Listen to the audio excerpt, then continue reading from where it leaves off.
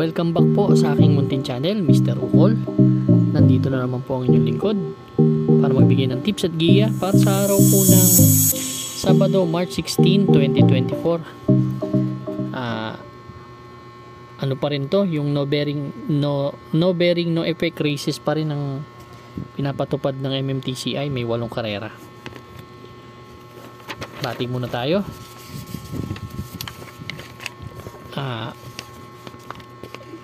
Shoutout kay Dennis Rile ng Palawan, Mario Espiritu, Nald Ganado, si Mario Espiritu ng Tondo, Nald Ganado ng Pasay City, kay Pinoy Light Tracker, Alberto Abuyo, Cesar Sabala, Ryan Paul Garon, kay Kesh Shaken at kay Dennis Crespo ng Papsar OTB.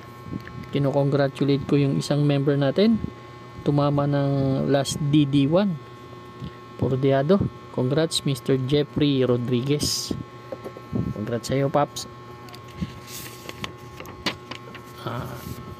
Start na po tayo. Race number 1 po. Ito po yung start ng first pick 5 event, covers races 1 to 5. Dito ang unang pili ko, number 1, Ginger Cat. Actually, pinanood ko yung nobaturan nito last March 2. Nagdala ng 116.6. Tong kabayo na to, malaking kabayo. Mr. Kiros ang may-ari. Kaya ako nagustuhan to dahil yung area nito 26 medya, 23 medya. Biglang bumawi. Mabagal yung lundag pero bumawi ng 23 medya. At dumating pa ng 26 medya na nakapigil. Dito makasunod lang ng maganda to, malaki ang chance ang manalo. Kaya yan ang first choice ko, number 1, Ginger Cat. Second choice ko yung veterano sa laban, yung tumakbo ng stakes race, si Spirit of Might. Si Spirit of Might kumaan ng timbang, huling takbo last March 8, kila Wild is the Wind, kila Warchip. Panlima dumating, nagtala ng 130.8 from Pabs Caballero to Ed Guerra na. Medyo gumaan ng timbang. Ito naman, pag naka forma sa harapan to, talagang kalaban na nila to. Magaling din yung sa akin, Graceful Gift. Ang problema ko lang doon sa Graceful Gift, pinanood ko yung nobaturan, ang galing din. Kaya lang may problema sa gate. Nakita ko naka-blinker yung kabayo. Hindi maganda sumalida. Pero kung makasalida, may panalo rin to dito dahil mahaba karera. Diremating kabayo to. Race number 1 ang first choice, number 1, Ginger Cat. Second choice, number 8, Spirit of Might. Good luck po. Race number 2 na po tayo, bayang karalista. Winner take all event, covers races 2 to 8. Class 5 split placers to. Meron tayong 8 kalahok. Distansya 1,400 meters. First choice ko yung number 2, si Sweet City. Actually, Sweet City, magaganda ang chinichempo nung kabayo na to, no? Matagal hindi tumakbo, last year pa, October yata, mga ganon. Pero nagtrangko yan nakaraan. Napanood ko yung trangko niyan, nagtala ng 116.6 sa 1200 meters. Segundo dumating yata yung kay Papa Umamaw. Kaya tingin ko nasa condition pa rin yung kabayo. Second choice ko yung number 7, si Dolyarama Deremate. Huling takbo nito last March 10. Tercero dumating kila Raha Bago, tala ng 131 from JT Pabilik to MD De Ocampo. Kaya race number 2 ang first choice ko, number 2, Sweet City. Second choice, number 7, Dolyarama. Good luck po. Race number 3 na po tayo. Pick 6 event, covers races 3 to 8. Meron tayong 10 kalahok. Distansya po 1,400 meters again. 11 to 15 split naman tong karera na to. Dito ang first choice ko yung number 3, si Bantay Sarado. Si Bantay Sarado, puro MP Cañete yung sumasakay, kaya nagamay niya to. Segundo to last run kay Sultanov, tala ng 129. Medyo magaling yung nakalaban kila Sundance, tinalo sa datingan si Sundance. Kaya yan ang first choice ko. Second choice ko yung number 1, si Swakto Power Duo. Dami kasi mabilis dito sa karera na to. Real Fair, Burning the Tracks, si Freedom, yan, mga may tulin, si Ari Munding-Munding may konting tulin. Itong second choice ko si Swakto Power Duo, may magandang takbo to sa 1,400 meters. Tercero dumating kila Distant Thunder last February 18, nagtala ng 129 in a fraction. Third choice ko number 2 si La Republica, may 128.6 to sa 1,400 meters. May isang bigla rin to, kaya may chance sa akin to. Kaya race number 3 ang first choice. Number 3 Bantay Sarado. Second choice number 1 Swakto Power Duo. Third choice number 2 La Republica. Good luck po. Race number 4 na po tayo, Bayang Karerista. Second pick 5 event, covers races 4 to 8. Dito may 8 kalahok, 16 to 21 split tayo.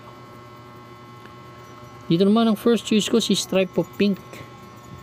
Ito, palagi in the money na tong kabayo na to. Gustong gusto ko tong kabayo na to. Tumitimbang palagi.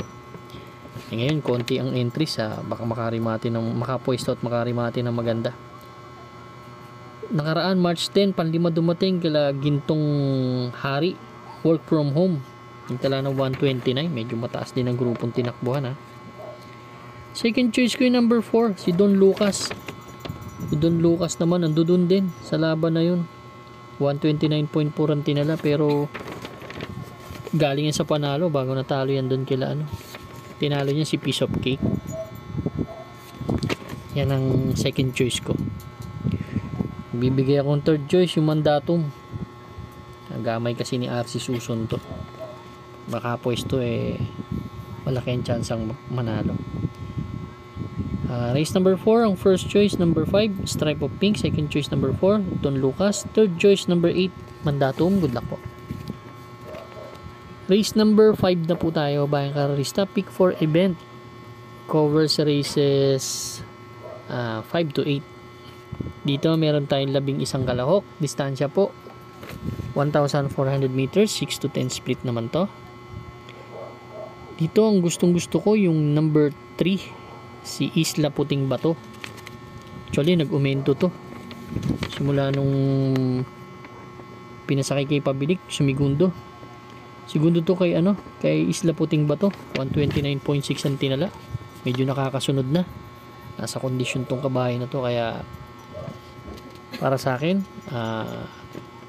susuloyin ko muna si Isla Puting Bato, pero may nakikita akong long shot yung number 6, pwede nyo isama yung Majestic Star. Pero ako, susuloyin ko muna number 3 Isla Puting Bato. Good luck po. Race number 6 na po tayo, Bayang Karerista. Last DD plus 1 event. Meron tayong 8 kalahok. Distansya 1,400 meters. Dito naman ang first choice ko, entry number 5 si Misha. Huling takbo ni Misha March 8. Segundo kay Oruti. Medyo maiksi kasi karera nun, kaya nabihitin sa remate, pero may 127.6 yan sa 1,400 meters. Maglulutsahan kasi nakikita ko 2, 3 o maghahagaran sa harapan, sasama na siguro yung 7. Second choice ko yung My Dad Bogart. Actually silang dalawa tingin ko darating dito pag naglutsahan tong dalawa na to. Yan ang second choice ko. Kaya race number 6 ang first choice ko, number 5 Misha. Second choice number 6 My Dad Bogart. Good luck po.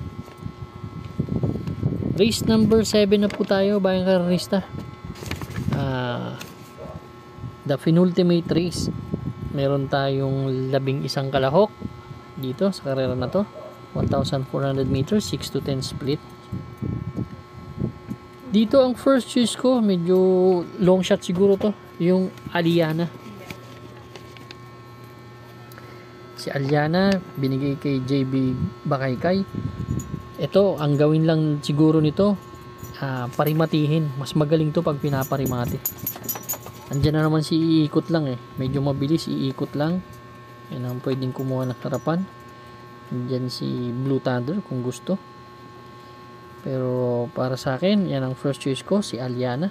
May 126 naman yan pero dati pa yan. Magaling to kasi pag pinaparimate. Ganda ng post position eh. Yan ang first choice ko. Second choice ko na rin yung number 6, si iikot lang, baka walang lumutya. Di this time may-ari. Huling takbo nito, medyo nakipagbakbakan kasi sa harap to eh.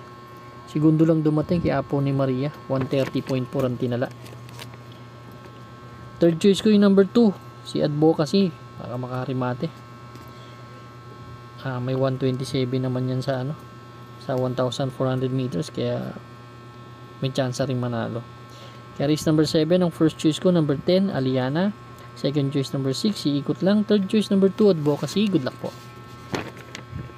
Race number 8 na po tayo, bayang karista. Last and final race for tonight. Meron tayong 13 kalahok sa distansyang 1,400 meters. 11 to 15 split itong karera na to. Paratingan to ng winner take all, mga exotic natin. Dito naman ang first choice ko, walang kamatayang si Sundance. Hindi natin alam kung natalo nakaraan to si Sundance, pero nabababaan pa rin ako sa laban kila Sultano. Yan ang first choice ko. Second choice ko yung number 12 na rin, si Juex Machina. Ito nakaraan inabot ni Baba Boom to. Pag nauna malaking chance ang manalo. Kaya itong race number 8 ang first choice ko. Entry number 5 Sundance, second choice number 12 Juex Machina. Good luck po bayang karista. Maraming salamat po and stay safe.